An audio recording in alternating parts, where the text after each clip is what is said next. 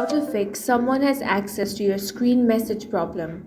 In this video, I will guide you step by step on how you can fix someone has access to your screen message problem. First thing you want to do is launch open settings, then tap on apps or app management.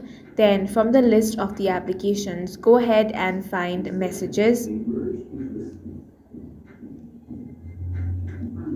Now you want to tap on the option of storage.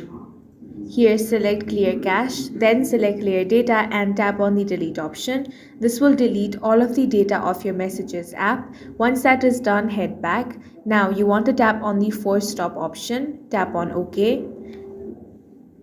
After that, select the option of uninstall updates. Go ahead and select that, tap on the OK option. Once that is done, you want to restart your device. Go ahead and restart it.